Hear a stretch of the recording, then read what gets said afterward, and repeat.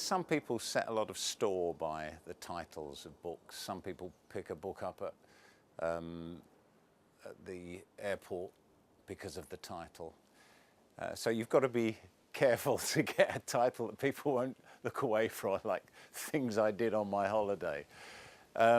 This one is a one-word title because it's about the character, the central character. The book is about him, really, and it's the one thing he doesn't show in the book and the one thing that everyone should in their lives, mercy.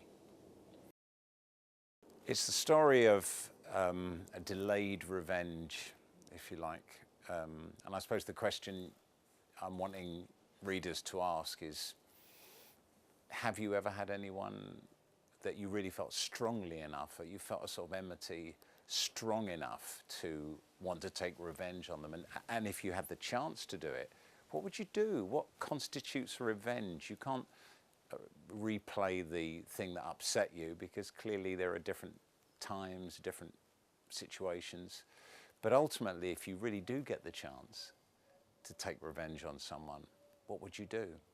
And what sort of gap, what sort of time should there be between the act and the revenge? Is revenge best served cold? You know, these kind of things, really, I suppose. So it's about a man who, at the age of 60, decides to revenge himself upon the 5 children who bullied him at school.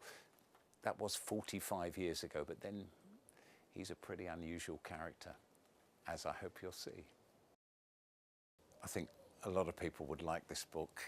I'm not saying that you have to be somebody with a desire for revenge, but someone who's got some preoccupations in their life with justice. And sometimes that's one of the reasons why we watch so much crime drama, isn't it, on television, really. We want to see the baddie get their just desserts. We want them to get away with it for a while, but ultimately we want to see them finished off in the last chapter. So I think somebody who enjoys that kind of fiction, I think, would enjoy Mercy. Also somebody who wants to look at the human psyche, what it is that makes us feel that revenge is appropriate in any situation. When you read this, you might change your mind if you think it is. An American friend of mine from Milwaukee asked me that question once, and he asked if I was trying to immortalize myself somehow in my writing. And whilst that's a pretty lofty aim, I suppose there's an element of truth in it. I want to entertain with my writing, and there's something quite intriguing about the thought that you might be entertaining people beyond your years, on your 70 year and 10. So yeah, I'd say that's probably the reason. I like any books that can entertain, that toy with my brain, confuse me, make me laugh, make me cry, those kind of things. Charles Dickens, Milan Kundera, Margaret Atwood, Arthur Koestler, these are great writers. I've just a tiny list, but I like the idea that as a reader, I am in the hand of the writer, and that they toss me around and play with my ideas and hold me. If a writer can do that, I don't care if they're writing in the paper on a Saturday or if it's War and Peace, I'm game for that. I believe in justice and not wasting things.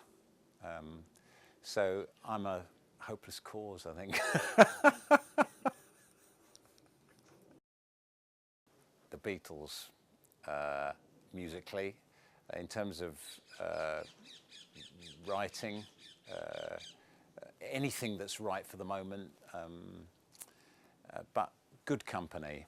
Nothing is better than a pint with your best mate and laughing, especially if you've just done a 4 or 5 mile run before. You can feel less worried about the beer that way. I think they definitely do learn something in my books, and I'm not sure they're lessons that they would like to learn.